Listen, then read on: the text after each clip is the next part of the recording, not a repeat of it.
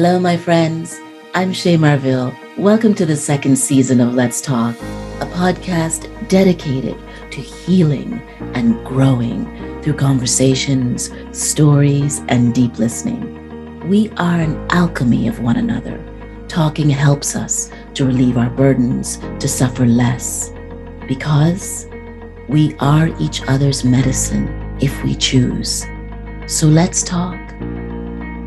Hello, my friends. Welcome to Let's Talk. On today's episode, I have the awesome privilege of introducing you to provocateur, conductor, facilitator. Oh, she's so many things in the entertainment industry, actor, creator, Petergail Williams. Welcome to Let's Talk. Hello, Bella. Thank you for having me. Thank you for being here. You know, part of what inspired this conversation was a post that you wrote on Instagram where you had a new photo that you were sharing, which is gorgeous, as you are, but you were sharing your birth heritage and the way that you received your unique name. And I just thought that would be such an interesting conversation to have with you about that. It's actually a funny conversation because I didn't know that was my name until I was 9. Really? No, but leading up to 9, I hated my given name, the name that I knew was my name. And so what was your given name? Susie. Susie. So at school they call me Sue, and at home they call me Susie because my grandmother wanted to call me Susan Antoinette. And my mom said, well, we're not naming her after any queen that's been beheaded. And I said to her, you missed that class because you were 15. And it was Marie. So it's like the biggest joke in the family. So they always called me Susie. So even my mom called me Susie or Princess. But yes. But then one day I had to go to the hospital to have an operation. And I actually wanted to end that story with I was born with 12 fingers. Because I was. You were born with 12 fingers. Yes. Oh, you're very interesting. So the fact that they called me pretty little girl was it was, you know what I mean? Because most people are like, oh my God, like your baby has 12 fingers. So I remember if I look at this story, it's like, you might want to throw in the 12 fingers part. I love that. So, you are so, no wonder you wear so many hats. You were born with 12 fingers. With the extra digits, like, you know, it's just like, there's not enough time.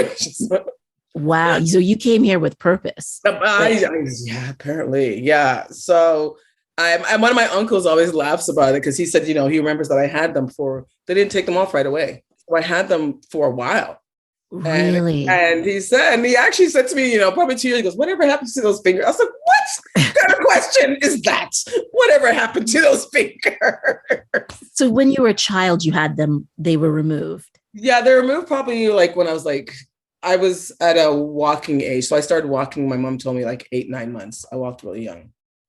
So they removed them just because my uncle says he remembers me standing up and I still had them. But I was like, oh my goodness. You know?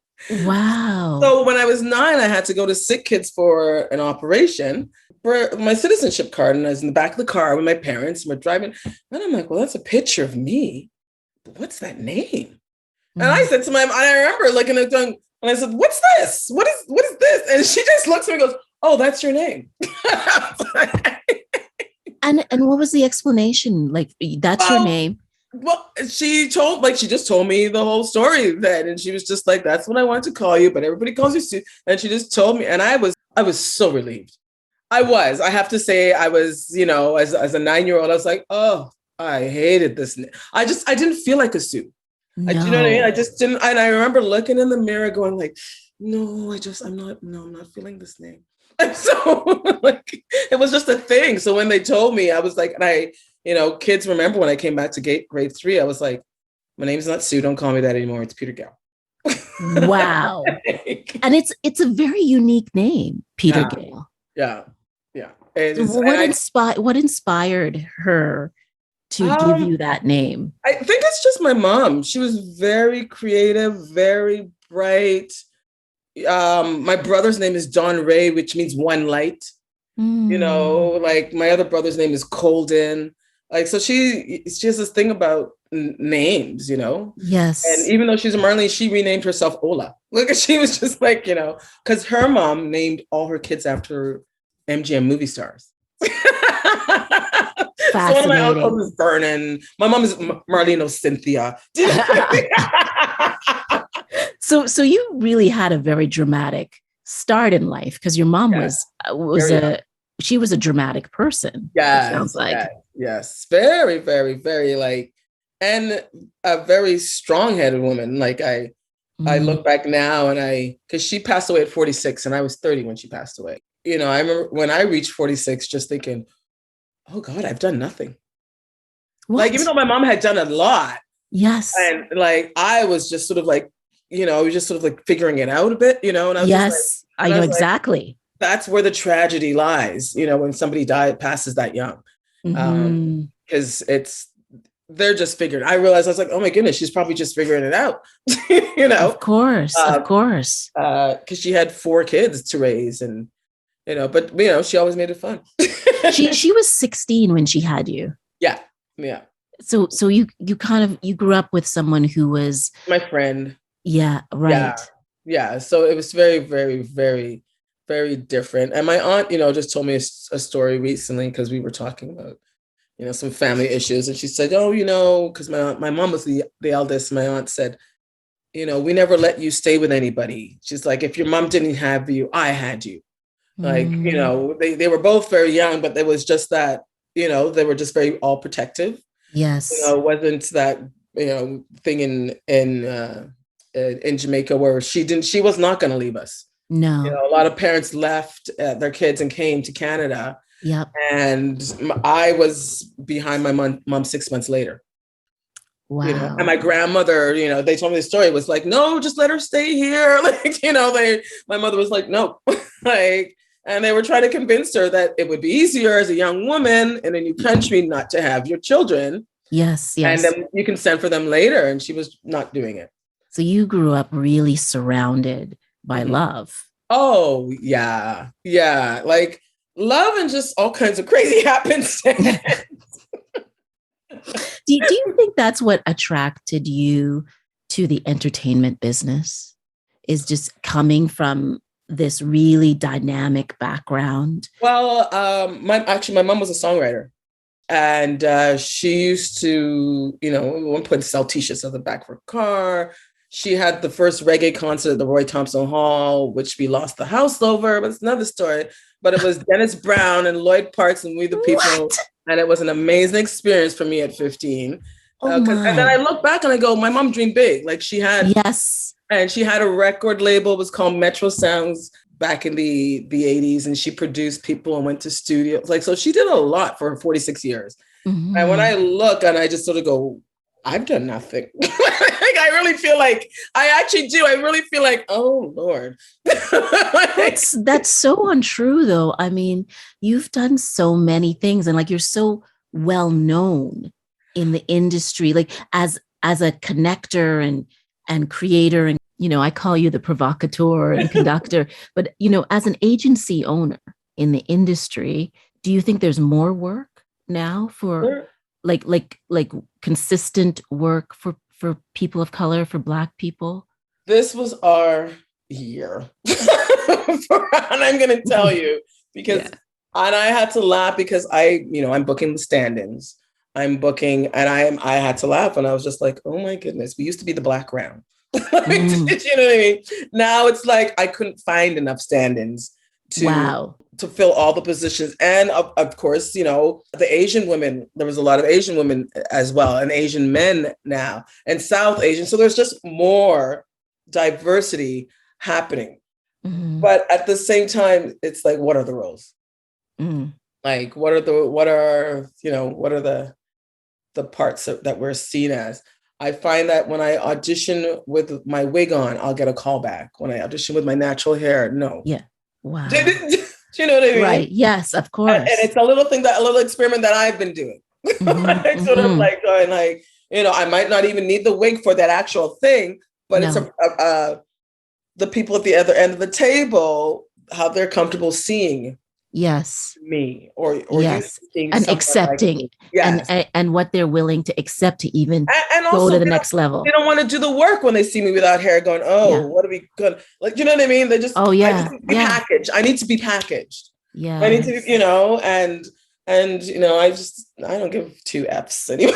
How do you like when you're looking at your clients and building Casting your stuff. stable, what are you thinking now about what you're trying to build? Well, for me, I do it by referral because I always ask people who sent you, Yeah.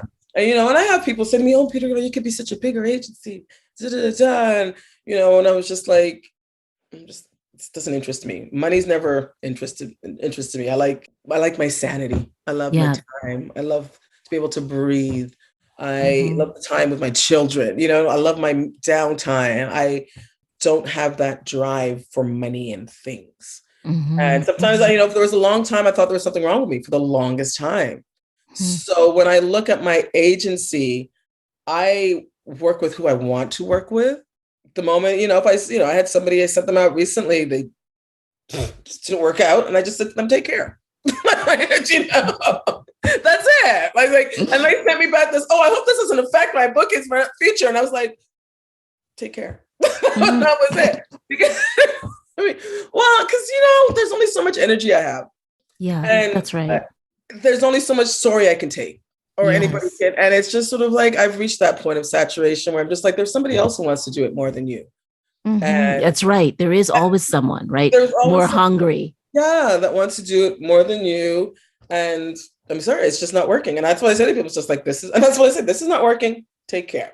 Do you think so? So for you, now that we have all these not so new and new platforms like Netflix and Yeah. Apple TV and like Prime Amazon, like is there more work now because of these platforms? There is more work. There's definitely more work. I haven't seen, I know that, there's been all these grants given out to Fabian Colas and all these different people to make, by Netflix to do Black production in Canada overall. Okay. I don't know so these are things in the work. I haven't seen them happen yet. Yes. Most of the stuff I have seen is from the American side of, our usual, The Boys, the typical shows.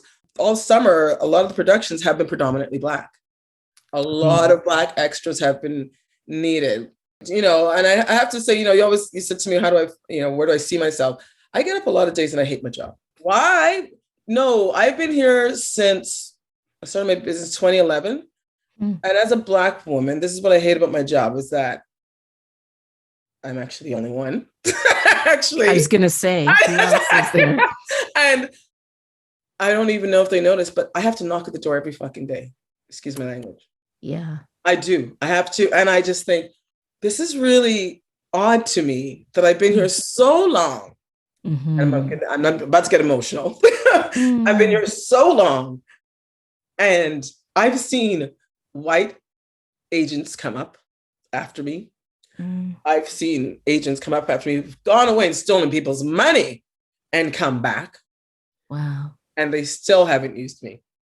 And I still have, do you know what I mean? And I'm just like, I know what you mean. Yeah. wow. I was just like, this is really incredible to me that and I still send the email out. I sent one recently. Said, hi, I heard you're doing a Black production. Da, da, da. Not even just, and if you need extras, yada, yada. Here I am. No reply. And it was a friend of mine who said, well, you should reach out. And I said, I've done this. Yeah. I'm tired of knocking at the door because they know I'm here.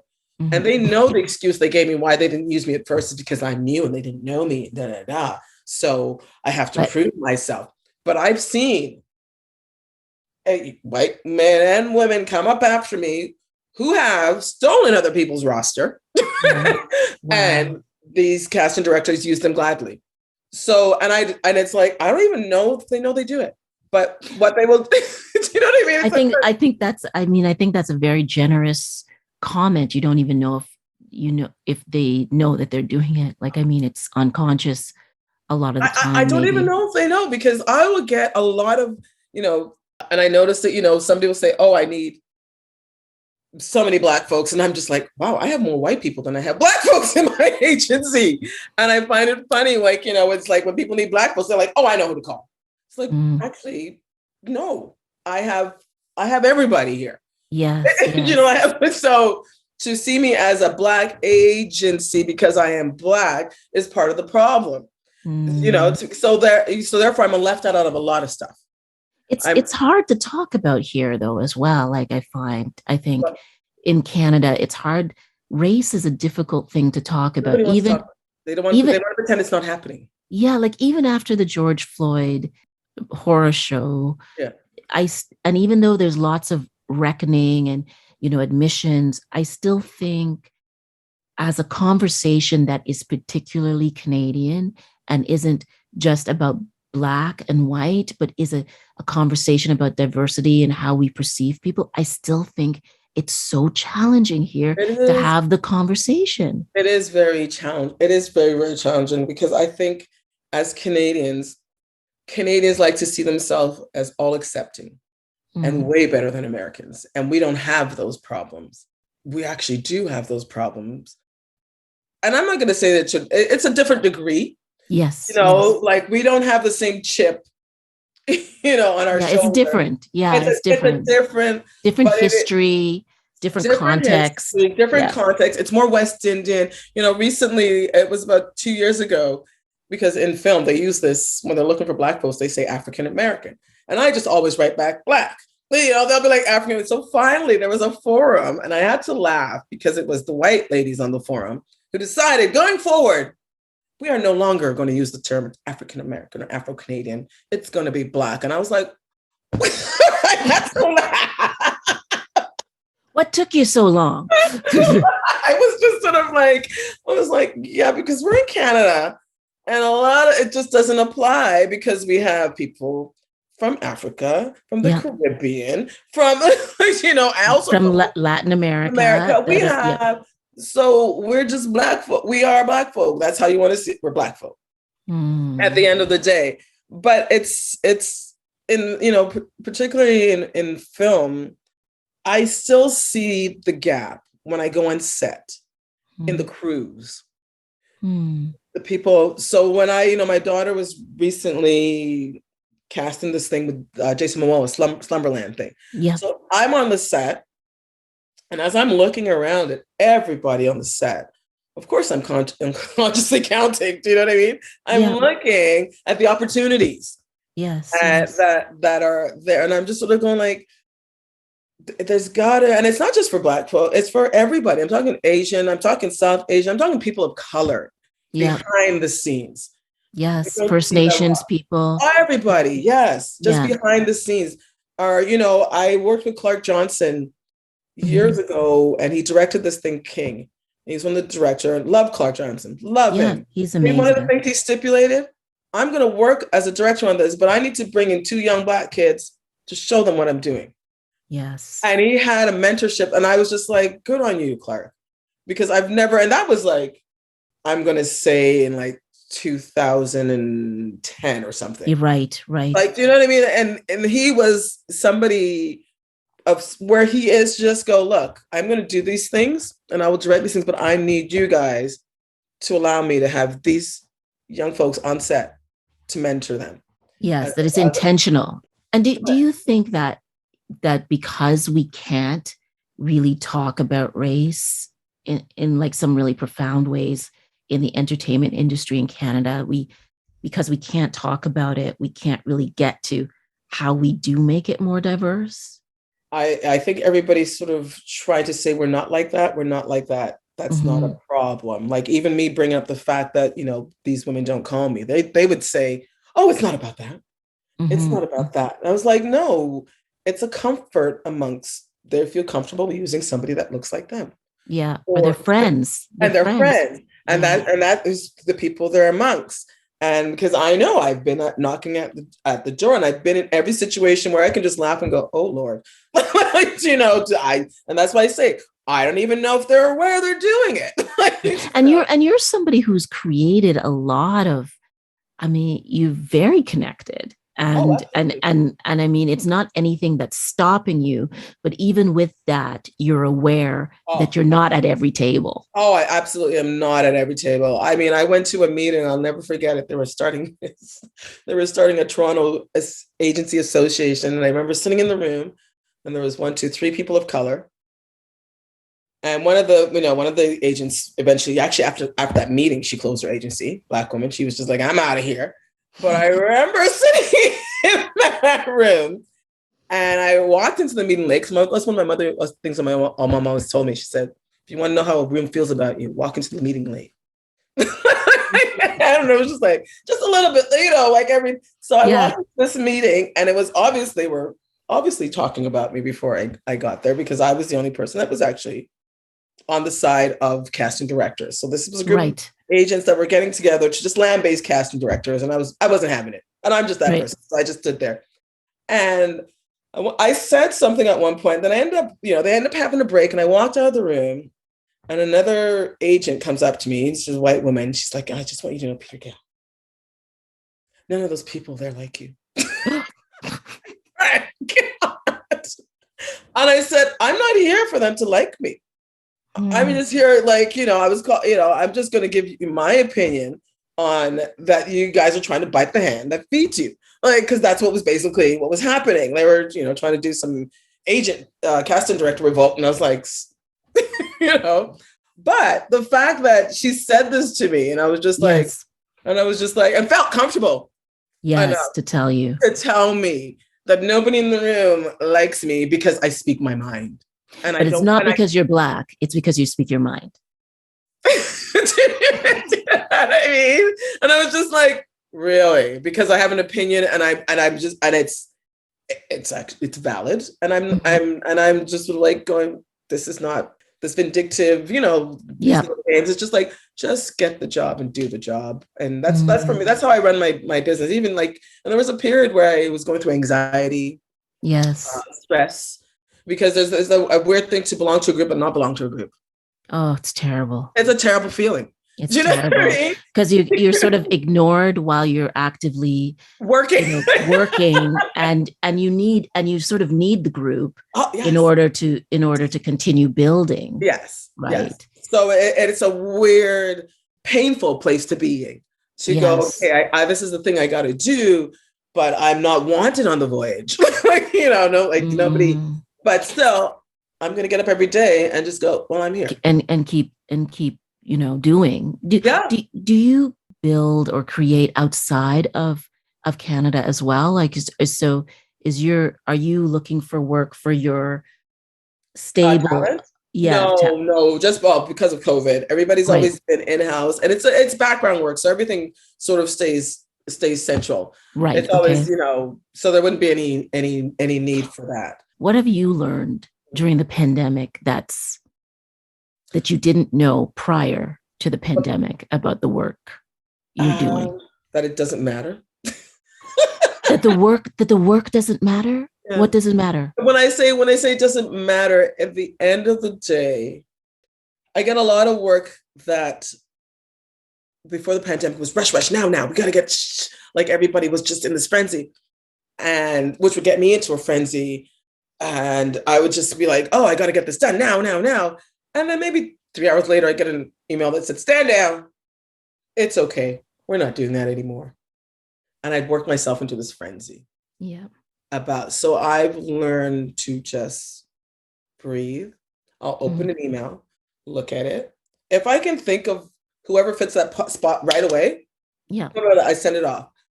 Now I just sort of open it, I look at it, and I go, I'm going to take time with that and go about the things that, lighting my incense, burning my sage, straighten up my place. I'll have it in the back of my head, but it's not going to be my be all end all. Like before, I've been in my apartment now through the pandemic, shredding papers and stuff. And there was a point where I was shredding papers and I was just like, oh my goodness, I booked all of this myself. Wow. Like, who was that insane woman?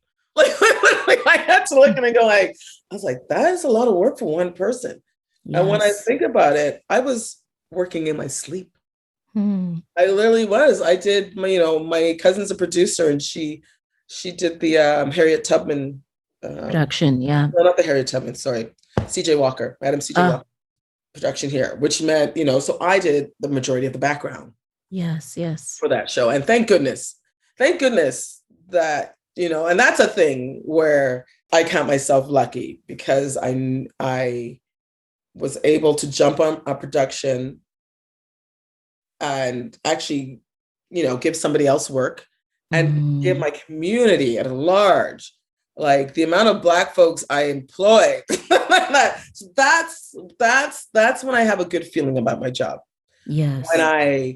When I like, just especially working on that production, because I met so many new people, brought so many more new people into the industry who were just like, and it was more of like, and it was that same thing, how I started. I just knock on doors. You go ask your cousin, you go ask your sister, you go ask your sister's friend, like, and yes. there's, and that's how I've built my roster. And that's how I'll continue to do it. There's days where I'm willing to put that energy into it. And there's days where I'm just like, right now for me, I just need to work with what I have. And I'm going to say no to this job.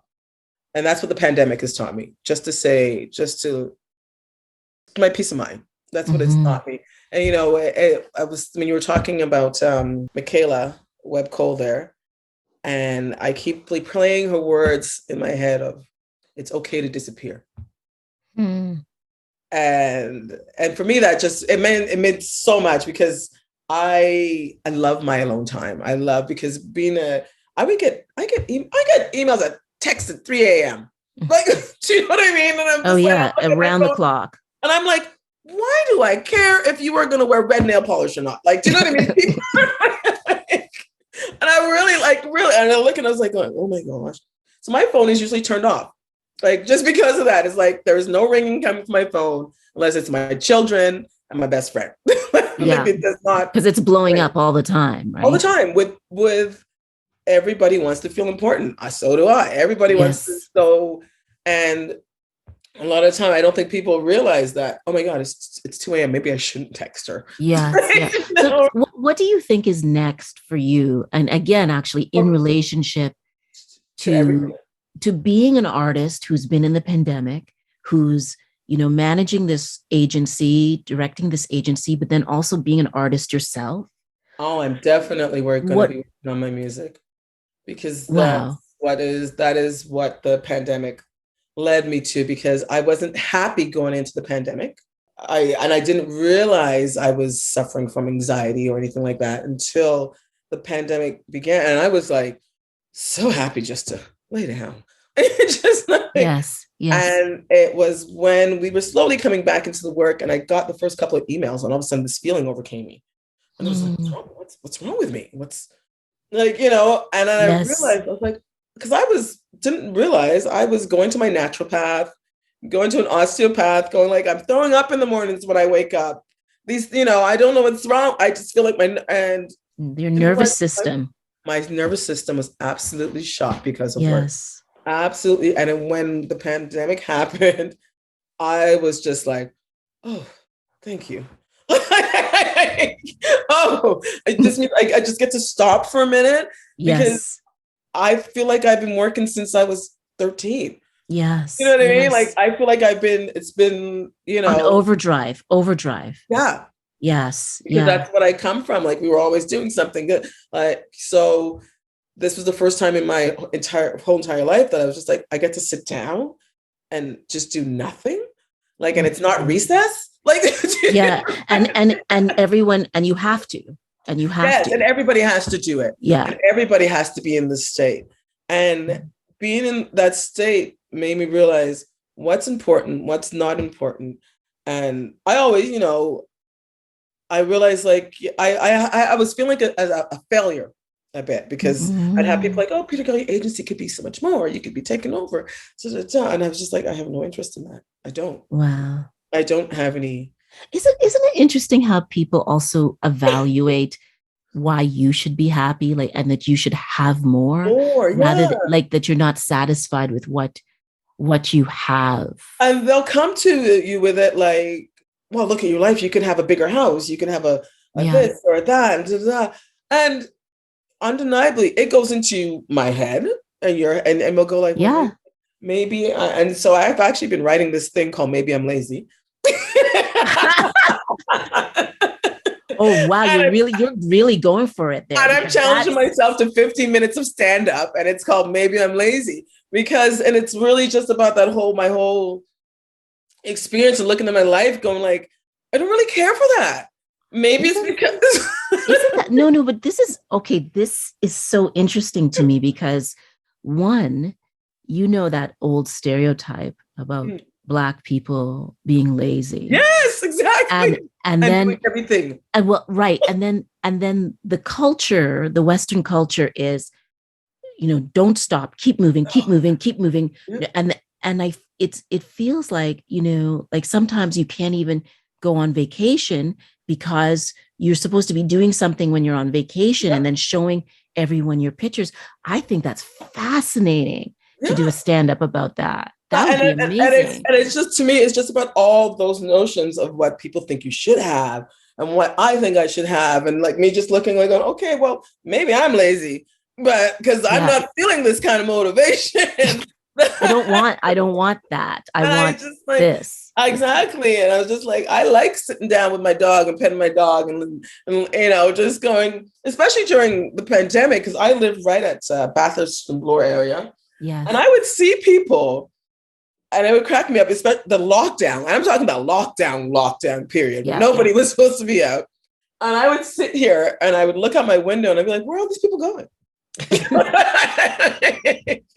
And I was just like, what's wrong with me that I'm not running out there? I would go at nighttime though when nobody was around, when I just be out on the street, because I was just like, there's too many people out there. And I was just like, got into this lazy mentality of just like, I'm just gonna, I'm sure you had it. We all had the one pandemic outfit. I know, and that outfit, pandemic outfit that was born in death. Yeah, that's ruined. That's ruined so much. That outfit. I literally just went to the Bay the otter day and got rid of the pandemic panties. Okay. Oh my God. I ordered some stuff online. I was like, oh Lord. No. Sometimes I go out and I wonder. I look at myself. I try to dress up when I'm doing my podcast though, too. Like, and I'm always like, I sometimes even wear shoes in the house. So I put on perfume. I'm not too sure what. Exactly. I want to smell good. But I went out to the grocery store the other day and I looked at what I was wearing and I said to myself, I said it out loud. I said, dear self, we are aware that this outfit that you are wearing now would not have been possible without the pandemic.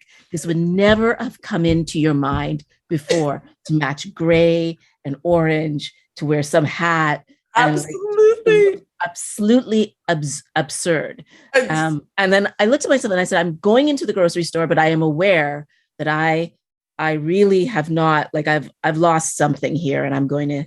And that's where the Maybe I'm Lazy comes in, because it's it's that whole thinking of like, I really don't care anymore. I don't it's just like I don't know, but I don't know if it's laziness though. Well, but it's when I say laziness, I mean it as a joke. I know, and that's what's funny. It's funny, especially coming from us, right? Yeah. Because and I think for so many of us, especially Caribbean, Jamaican people, 5 jobs. Right, exactly. Caribbean people, like always working, always afraid. Like, why are you lying down? I know most Caribbean kids, at least when my generation and before, you could not sleep in. This idea of sleeping in is like very strange. Oh, the whole, I still do the Saturday morning get up, turn on the music and clean thing. Yes. Because, that's what we did. That's like, what Saturday was. My mother would be like, okay, turn on WBLK. Yes. And as we knew the day was getting on, when she'd turn on the reel-to-reel and bring on the microphone going, okay, we're almost done. Let's make some tunes. Like, what I mean? It's just like, I don't know how many kids had a reel-to-reel in their house, but that's I'll never forget. I knew how to use that thing, record a little dub plate stuff. And, that's the... I thank God for that part of my life. And I'm not gonna say, I look at people, it's like, I didn't have an easy life. Mm-hmm. I started high school from a shelter. That's where I started high school from. I started high school from the Red Door shelter in my mother's clothing. Okay. And I went ready to make the best of it. high school sucked. Do you know what I mean? Like, and it's not, and it wasn't, it was the teachers. It Yes, was yes. with so many, I didn't know I was smart until the 11th grade when a teacher looked at me and said, "Did you write this paper?" And I was like, Wow. "Oh, yeah, I wrote it last night." And he goes, "Well, I looked at your your grades." And he said, "You have great grades, but you don't have enough hours to graduate." I was Hmm. like, "Huh?" And he's like, "You don't come to school every day." And I didn't because I was going through so much up and And you were down. living in a shelter. Yeah. And I was just like, "Oh, I didn't realize I had hours. I just thought I had to have good grades." And he said to me, "I think you should drop out of high school and go to university as a mature student." He said, "Because if you wrote this paper, this is written at a university level." And I remember sitting down and writing that paper with my mom, and she was studying sociology. And I was writing a paper for my class on Susan Vega's song, "My Name is Luca."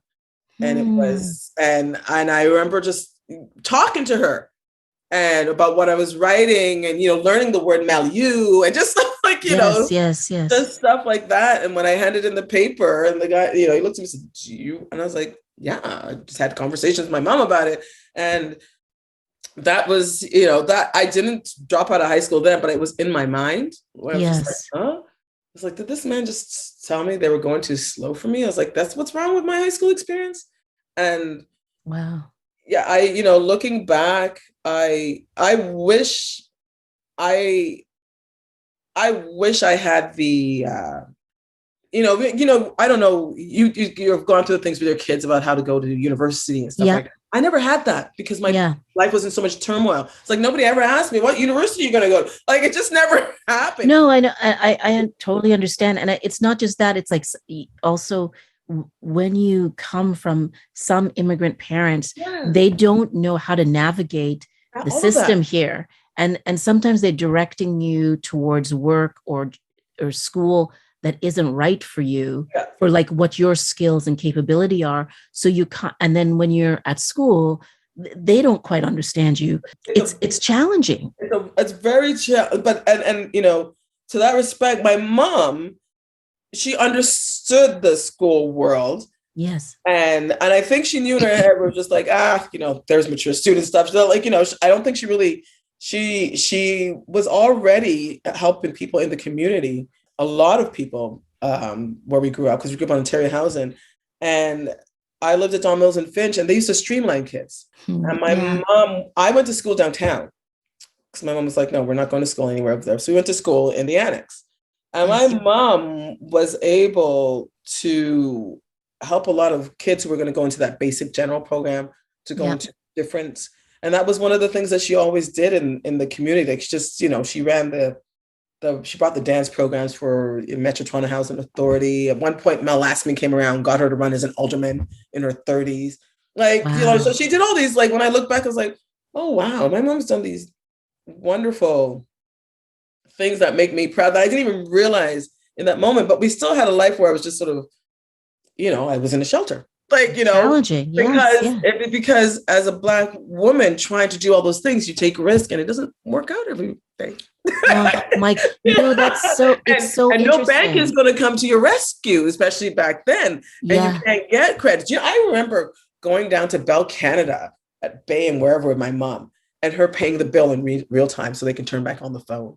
Do you know what I mean? Like Yes. Yes. those kind of things where it's just like, but she did what she had to do to get, Yeah. and it was just sort of looking back and I was like, oh my God, that must have been hard for a Black woman with 4 Mhm. kids to Mhm. navigate that system that was definitely always stacked up against you. Yeah. And didn't even see you. Oh, Like, did not. your experience is sort of is invisible. It didn't like, and so when I look at all the things that she did and went through, and I look and I like, that's where the maybe I'm lazy also comes from as well, because and in a joking sense, I was like, oh my gosh, she had more to overcome than me, and I'm just Yeah. like, yeah, I don't want to do it. Like, No. Well, and I think also when you've been doing for so long, it becomes I think like I was going tired. to ask you about this also, like getting to 50 and kind of coming to terms with who you are. Like I know certainly I feel like I'm really coming in to who I truly am now. Yeah. Do you feel that way? I absolutely do. And I feel like I'm trying to find purpose. You know, people say to me, "Oh, you're a great singer. You know, you have this God-given talent. It's your gift." And, I I think of my purpose of as how I can help and heal others Hmm. through the things that I do. And that's not a monetary thing. It's a spiritual thing, you Yes, know, because I think that totally. we're all here to help each other in some way, shape, or form. Like, and so when I say I'm trying to find purpose, I'd be like, you know, I was thinking of going back to school, and I said to my sister, I started, you know, I did my course at U of T, and I signed back up, and my kid's life went sideways, so I had to deal with that, Yeah. and I had to stop taking my class. And you know, somebody said to me, my sister, "So what would you go back to school for?" And I said, "Well, the only thing that really interests me is First Nations rights." Hmm. And like when I say to somebody like something that besides music, that I say like, "Oh, Yes. I was going to study something," it would be everything around that. Do you know what I Oh, mean? I get it. And I said that's the only thing I could say I have a fight for, where Hmm. I have that you know, Fire. yeah, I have that fire for, because I and that was so funny because I listened to your Jan Arden show, Yeah. and I was like, oh my goodness, this is too funny. I was like, listen to what they're talking about, and I was just like, I absolutely get this, and I just think and it's my privilege to be in Canada Yeah. on native land, and I just feel that I everyone should know the Mm-hmm. story Mm-hmm. and the absolute privilege that we are here, Yeah. and honor that and know everything about that. You know, it's just like they don't like I skipped off school in grade 7 and 8 and went to the Yorkville Library. My mother used to come pick me up. She's like, "Where were you at?" I'm like, "I'm at the library." Like, do you know what I mean? Because I just like, I was like, okay, this is not working out for me. My teacher, like, you know, my grade 8 teacher, embarrassed. I had people still remembering my grade 8 teacher embarrassing me in front of the class. And I wrote a project on the wind in the willows. And I read the front of the book and the back of the book. And I'll never forget. And I did the report. And Mrs. Robertson read it out to the class. She's a little older white British woman, really, like, she's probably in her 80s, and she was very proper. And at this point, I sat at the front of Yes. the class. Yes. Very important, that's this story. I sat at the front of the class. And she says, "Oh, she marked it as the highest mark in the class." Yeah. Then looks to the whole class and says, in front of the whole class, says, "Well, who helped you write this? Because there's no girl like you could have written this by yourself." Oh, And that's what the whole class did.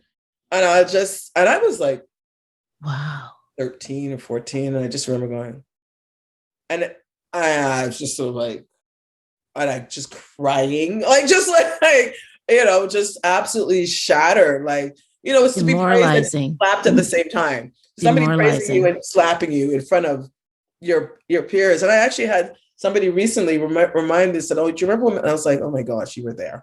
Like, Wow. and they were like, "Yeah, I was there for that moment in our." And I said, "That's always." And you know, I look and as a growing up and going through school, I never thought of coming to my mom with these problems because, you know, Mm. you don't want to bother your parents. Yes. You don't want Yes. to, because you don't want, because you think that you're going to get in trouble. You don't Or even know. You you don't even know. internalize it But you just, yeah, sometimes. you just think they have enough going on Yeah. that they don't need to hear what the teacher said to you at school today that made you cry, or you know, Mm. and so you're just going to deal with it yourself. And my thing was like, okay, so I just end up going to the library. I thank her because she introduced me to poetry of Robert Frost, but I want Yes. to, you know, but in that moment, I was just sort of like, Hmm. no, like teachers for me, just, I kind of lost my, you know. Yeah. You're sort of that that joy and curiosity that helped drive you to write that paper. Yes. You in that moment, Yeah. Yeah. she demeaned you. and Absolutely. And and that almost becomes like it, it's shocking, as you get older, to think of these things, but when you're young and you don't know, that moment can be a transformative moment because Absolutely. it was done in front of others. It was, Yeah. she never took it back, Never took it back. you And I know? never told anyone. And I just remember Yeah. just getting ashamed Mm. and just so many things because later on in that day, something else happened in that day. And I was then moved to the back of the class. And that's what my friend remembers about that day. She goes, yeah, and then she moved you to the back of the class. And I had to sit beside this certain guy. And I was like, and I literally was sitting beside the bad kids after that. Wow. And so I went Wow. from a girl who was sitting up in the front of the class, eager to learn, hand up, to now being put in the back of the class. And I had so many educational experiences like that, where it became this thing where I didn't care if, I didn't go back. I Yeah. didn't go to U of T as a mature student until 2006, and I was 30 something by then. Like, Wow. Yeah, no. and I had tried, I had gone to the TYP program, ended up dropping out there. And I had gone to the program and, something my mom had set up for me, because you're going to get into something else here, okay? When I was 19, I had twins that passed away. Oh, no. I'm so sorry. So I had a premature labor, and they came at 7 months. They were too young. One lived for 2 weeks, one died the same day. Oh, And my mom saw me through that period. And my mom, being my mom, was, she was stellar, absolutely stellar. It was like a hard period in her life. And I will never forget just her being there, just her. Like presence. they thought I was going to die because I was losing so much blood. Yes. They at one point, I'll never forget her being in the room and just screaming, Susie, Susie, Susie, because I was losing. Like, Yes. she's like, oh, just hold on, you're going to be okay. And they had ordered up blood for me because I was losing blood, but they never gave me the blood. They never gave me. And about 3 years later, I got a letter from Blood Services saying, can you and your kids please come, because we think we've given you tainted HIV blood. Oh, my. But And you never got the blood. I never got the blood. Oh. I never got the blood.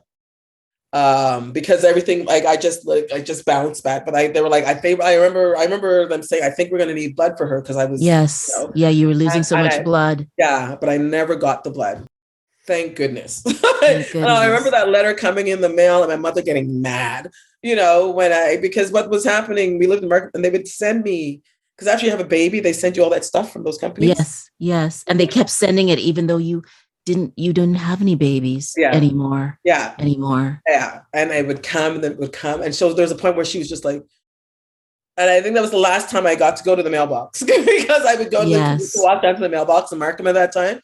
And it would just upset me. And I would just be like, oh, I come back, with the little samples of, they send you all these things. And the last time I went to the mailbox was when the letter came, and I opened it, and I was like, like, oh my, I'm so sorry. But look at what I cannot even believe like what you have built and created and where you started. I hope you know how profoundly extraordinary it is to and now you as you build this one woman show, which I already see about being lazy. It's about actually resting. Yeah, it's actually about resting. It is. After many decades of hustling. Exactly. Basically, that's what it is. It's just like, what? I'm tired. Like, I'm tired. I have done a lot. I'm tired. I went up to the cemetery the other day to visit my kids, and I hadn't been in a while through COVID. I haven't even been, because they passed away in November. Yeah. Which is a weird time of year. So it's always snow on the gray. And I happened to be dropping my daughter off at a birthday party out that way at Pine Hills. And I was just like, well, I might as well keep on going. I'm out here. And I go up to the cemetery.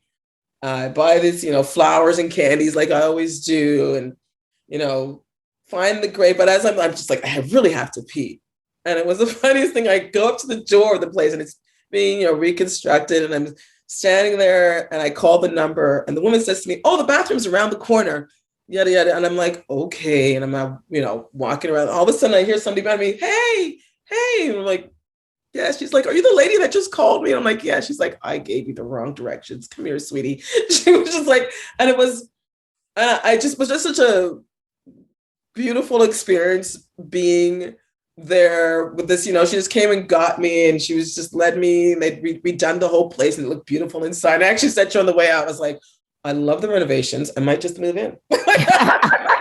And she's like, "It looks great, doesn't it?" I'm like, "It looks absolutely great here." Because I've been coming to this cemetery since 1989. Do you know what I mean? So I know what it's looked like over the years, right? And then I just went and I sat by the grave. And as I was sitting there, I noticed for the first time that this is the children's gravesite.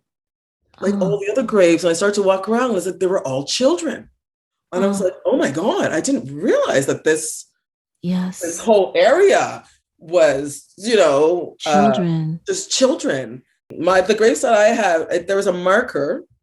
It has, the number is 2967, and then it has a gravestone, because I didn't buy that gravestone, and I remember until I had like a job, like when coming back from Italy. Yes, and I spent that was oh my gosh, that is what I spent my money on when I was just like, I have to, because we couldn't afford it at the time. Yeah. It was just always had a marker with a number. And I just remember going, okay, I have money and I can buy this now. That was in the early 90s. And that was a big accomplishment to me. So when people say, oh, you have this business and you have these things, my accomplishments are my children. Yeah. When I say, those are the things that mean the most. And I sometimes, that's where I go, so maybe I'm lazy. It's like, I wish I had that drive for things. And, and it's just like. You've had that drive for everything that's meaningful and purposeful your entire life. Yeah. And that's where the joke comes in. We're like, I don't get it. Maybe it's me. Everybody's going after this other thing. I have people come up to me going, oh my God, your voice is so beautiful. Why aren't you famous? And I say to them, well, if I wanted to be famous, I'd take off my clothes and run down Yonge Street. I think you are pretty famous, but but you know what? I think maybe what the next chapter is telling and sharing these stories of resilience and humor and your voice. I know that. I mean, I just feel like I could talk to you all day. I feel like you're going to have to come back on, because this is like, so now this is going to just be part one of our conversation, because we have to do part two, because I have so many questions now. Yes. But I am blown away by you, and I am so grateful. Oh my goodness. I'm so grateful for you to have me on, because I was just like, what does she want to talk to me about? Oh no. See, this confirms to me why I needed to talk to you.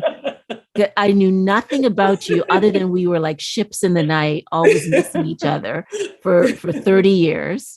And then I read your Instagram post and I said, I got to talk to her. And now I know exactly why. So this is part one. Okay.